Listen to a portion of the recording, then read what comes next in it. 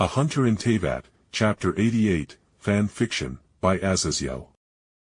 I think Lumine was feeling salty about me going to become EI's disciple, as she didn't hesitate for more than a minute when it came to sending me along with Shenhe on her quest of suppression and tyranny. I was abandoned and betrayed worse than any Ash in a Pokémon betrayal fic. Jake, quit being melodramatic and go.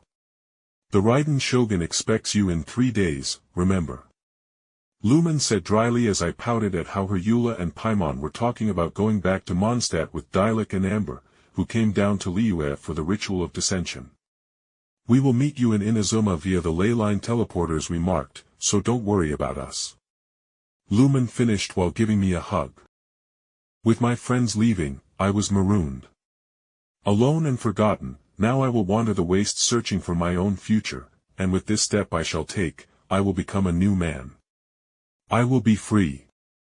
I went to take that new step in freedom away from Lumine's trouble-gathering essence, but before my foot could land signifying my new life at hand, a hand filled with deceptive strength landed on my shoulder with a calm, cool voice speaking out softly. Ah, Jake, the ocean is to your back, we will need to fly that way. Shenhe ever so helpfully reminded me. I turned around, and Shenhe was practically only inches away from me, so I took a breath and nodded with a wry smile. All right Shenhe, let's go, I said with a sigh, and with a flex of my aura, a Shenhe glyph formed in the air that expelled the anemo hypostasis I had within my soul. As the hypostasis picked us up, Guizhong said her goodbyes to her friends and made sure that Ping was going to stay in her younger form.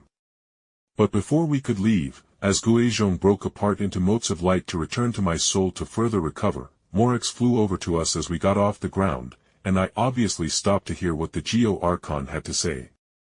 Jake Barris. I cannot thank you enough for helping one of my dearest friends return to some semblance of life.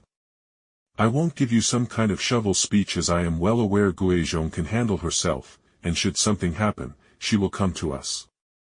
But either way, I owe you a debt of gratitude that I shall repay one day. Morix said, and I could all but feel the weight of his words. As Morix's whole shtick besides being the god of smashing people with huge rocks was being the god of contracts. And when he promises something, he will deliver regardless. I accept this contract, Morix, I spoke clearly, and he nodded silently, although I couldn't see his face under the darkness of his Archon hood. I could see his glowing draconic golden-slitted eyes looking directly into my own eyes as we shared a silent message between the two of us. But that moment ended as Cloud Retainer flapped her crane wings to launch herself into the air. This one will be returning to Juane Karst then, the mortal world is too loud, and the city is in good hands now. Cloud Retainer announced as she blurred with some kind of adepti magic and then flew off out of the city at an insane speed. With her teacher and adoptive mother now gone and no longer acting as the social police, Shenhe poked my shoulder. Jake, let us set off for Beast's dominion. Shenhe requested with some impatience, and I nodded with the anemo hypostasis rising up into the air and flying out of Liyue's city limits and into the ocean. So we are going to try to talk to Beast first, right? I asked, and then I couldn't help but facepalm as Shenhe only tilted her head to the side and shrugged. Her following words only made me feel even more despair. If you want to talk to her, I do not mind. I was sent to suppress and make sure she doesn't bring harm to Liyue with her husband's resealing. Shenhe flatly replied. Why do you need to suppress her?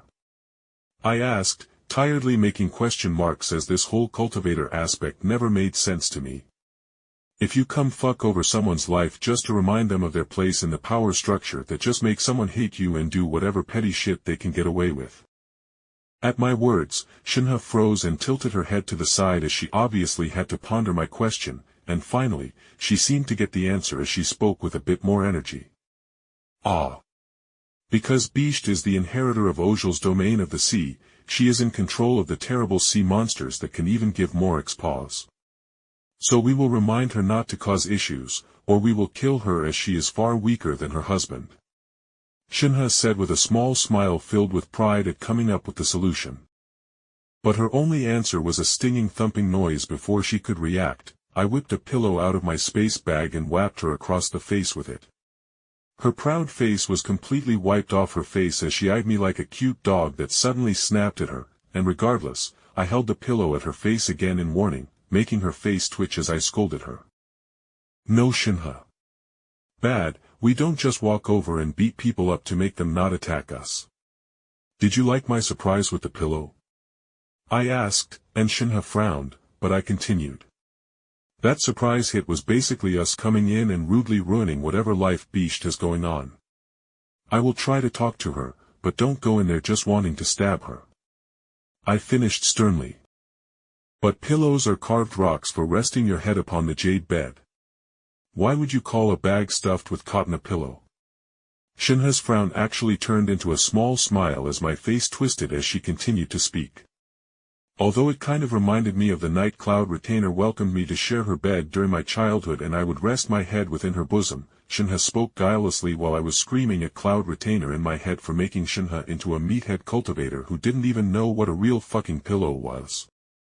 Thus, for the rest of the flight, I was made painfully aware of just how out of touch Shenhe was with modern or even normal things, as she was more adepti/cultivator than even the other real adepti were. As that trip into Liu's city was literally the first trip in her whole life from outside of her village before she was adopted by Cloud Retainer. So you are saying that pillows are made to make your head more comfortable as you sleep instead of merely propping it up? Shenhe questioned with a frown before shaking her head. That makes sense. But honestly, that just sounds like weakness, with the person not having trained their neck and head to be able to relax with just a well-smoothed young stone pillow to keep nightmares away and help the mind heal from the day's exertions. She said, making my eye twitch, but then I smiled as I took out my most prized possession here in Teyvat. That I got from Lisa by helping her beat up some people to get back her overdue books. I don't like to think about Lisa threatening to torture people with her electro-magic to get her books, so I try to keep the memory buried away.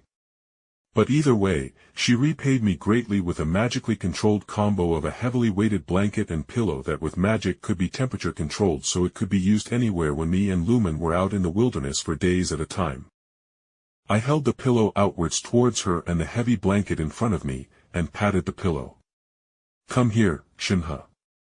Experience what a real pillow is. I said jokingly, and she raised an eyebrow at how I practically laid out a little bed for her.